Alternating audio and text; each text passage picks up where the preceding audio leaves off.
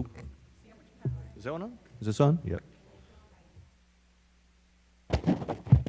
Hello, hello? Now I'm on. Thank you. We have 1 minute.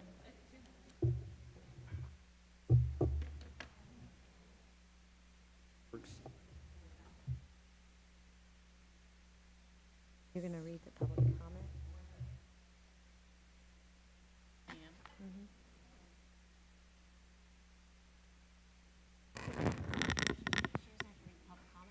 If we don't, yeah. We don't have any public comments for this, do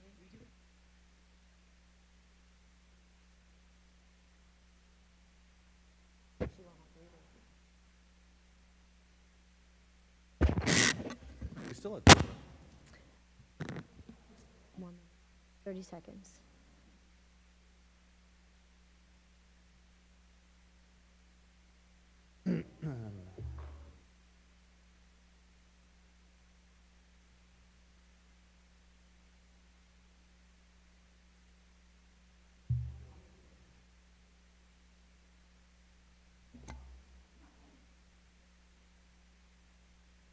Good evening, everyone.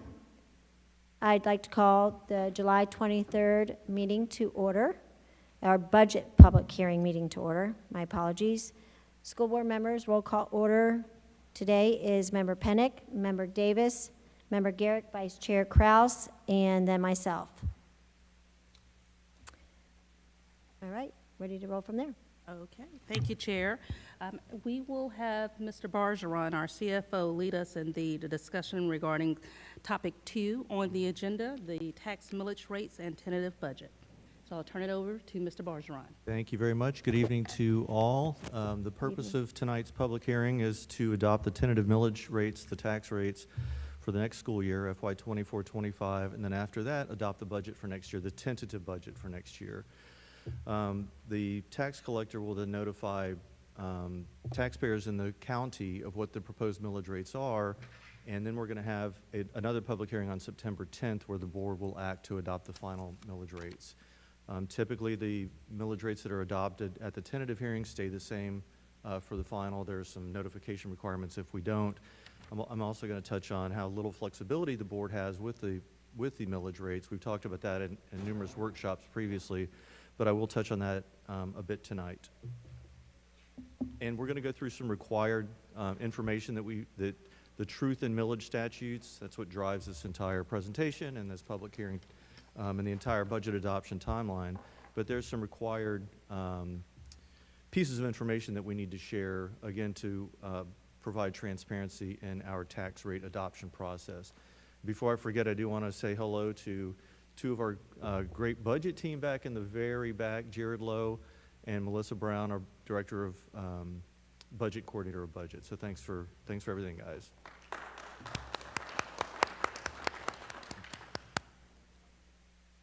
I touched on this a little bit, but this is the official agenda. So we're going to adopt the tentative millage rates first, and then the budget. And then we have to send that information over to the property appraiser and tax collector within 3 days. I've touched on this, truth in millage, transparency to taxpayers. We ran advertisements this past weekend. The format of those advertisements is prescribed in statute. When they have to run is dictated in statute. And when we have to hold the public hearing within a certain time frame after the ads run, that's also in statute. So very little flexibility. We're following that process. What is a mill? In Florida, a mill is $1 for every $1,000 in taxable value. So if we were just levying 1 mill on a $100,000 home, it would be $100. I have another slide later where we're using the actual millage rate. We're going to apply that to an average value of a residential home in the county. A big piece of this is the funding vehicle in Florida. It's called the Florida Education Finance Program. It's been around since 1973. And as part of this program, the legislature each year determines how much money they want to fund a student in the state. And whatever that dollar amount is, it's supposed to be very close to the same across every county. And the legislature accomplishes that by looking at the underlying tax rate. We have taxable values, I'm sorry. We have widely varying taxable values in the state, especially if you get over to the coastal areas. The property values per capita are way above Seminole's. And so if we were to try to generate the same taxes as a coastal community, we would have to levy a much higher tax rate. And so to offset that, to make it more equal for taxpayers and to give the same access to resources to students statewide, the legislature uses something called the required local effort, which they look at our tax base and they say, all right, to generate this much money, we're going to make you levy a certain tax rate. It's called the required local effort. We can levy no more or no less. I have some charts that'll help you understand that a bit better. And then the state kicks in more money for property poor districts and less money for property rich districts. So the combination of state and local funds gets everyone to that same ballpark on funding per student. That's all controlled by the Florida Education Finance Program. So here are the proposed millages, the tentative millages for next school year, 24-25. And yes, our fiscal year does start July 1. So it's a little bit of a catch-up process. And we didn't get the required local effort line until late last Thursday. So it's a very tight timeline for the budget adoption, millage rate adoption process. So for next year, we're proposing a total of 5.279. That first line, we can do nothing about, required. If we don't levy that, we don't get the extra state money in the FEFP formula that gets us up to that per student funding amount. So we have to levy that required local effort millage rate. A prior period funding adjustment, very small amount, that's required also. The next two lines, the 0.748 and the 1.5, those are up to the board's discretion to levy, but everybody, all of our competition, and we are in competition with other school districts, everyone is levying those two millage rates, and if we were to lower those, that's the only action the board could take would be to lower them, we would be at even more of a disadvantage because we do have a lower tax base on a per capita valuation on per capita compared to Orange, Brevard, the people that we are directly competing with. So this compares the expiring year 23-24 to the proposed 24-25. A slight reduction in the millage rate, that's coming from the required local effort. And then we're going to have some, that's just the total, let me show you I'll go back to discuss the rollback rate, which is something we have to discuss. But this shows what's been happening to the total millage rate, the top line, and the required local effort millage rate, the middle line, and then the bottom line, those are the supplemental millage rates that I mentioned earlier, the 0.748 and the 1.5. See the trend? Yes, it's going down. So we have increases in our property values, but we are being told to lower our required local effort millage rate each year, so that reduces the amount of tax revenue that we're bringing in. And again, that's a legislative mandate. Okay, so there's something called the rollback rate that we're required to discuss. And what that does is it looks at last year's tax revenue. How much did we pull in tax revenue in the general fund, the operating budget? And then how much was the taxable value, last year's taxable value, how much did it go up? And so then what millage rate, what tax rate would we levy on that higher taxable value to generate the same revenue? Hopefully that makes sense. That's called the rollback rate.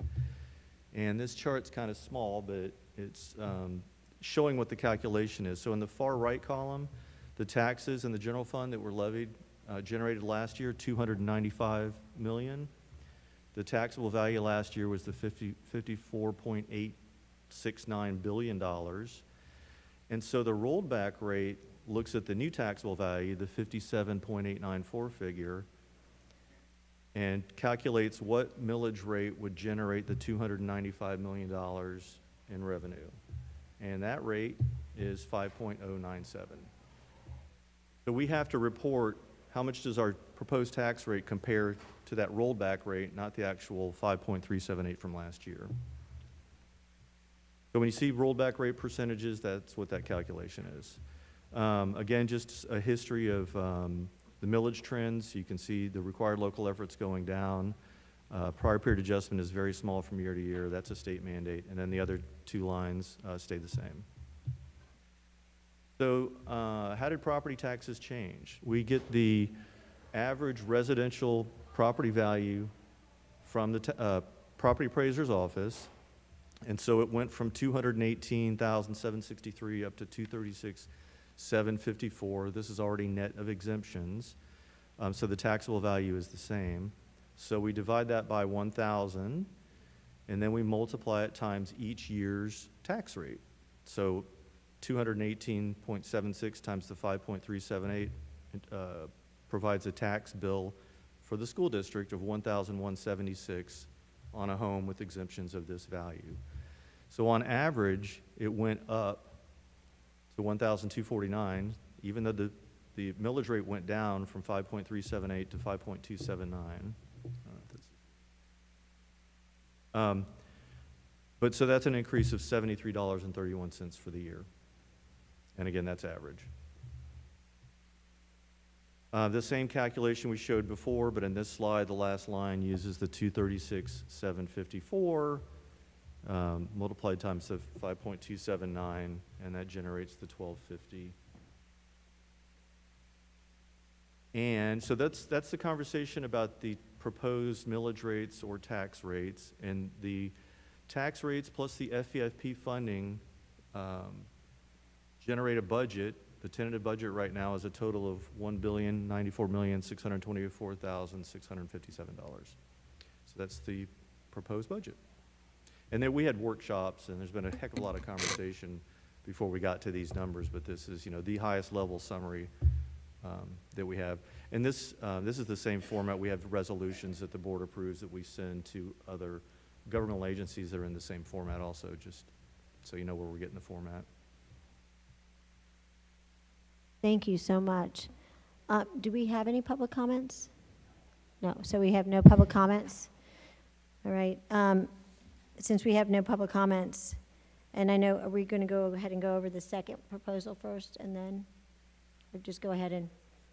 Yep. Yes. So now it's time for any discussion. There's, roll call order. Member Pennick? Thank you to you and your team for all that you've done to get us to this point. Anyone else? Yes, thank you so much. Thank you and your team for everything that they do. We appreciate your leadership and everything that the team has done and explaining this for transparency purposes. And of course, if anybody has any further questions, they can always reach you. Absolutely.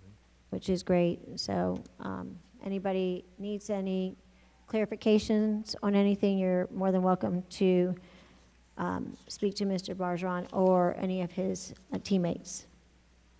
We appreciate it. Thank you. Thank you. All right, so since we have no questions, Superintendent, what is the first recommendation?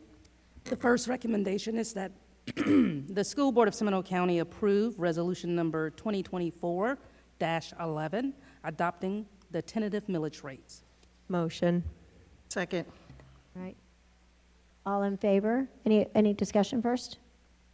All right. All in favor, say aye. Aye. Aye. Any opposed? All right, passes unanimously. Thank you.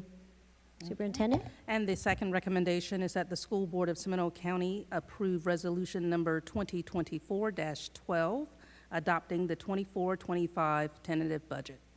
Motion approved. Second. All right, any discussion? All right, all in favor, say aye. Aye. Any opposed? All right, motion passes unanimously. Thank you. So at this time, both have been approved, and the meeting is adjourned, and we will start our next board meeting at 5:30. Thank you.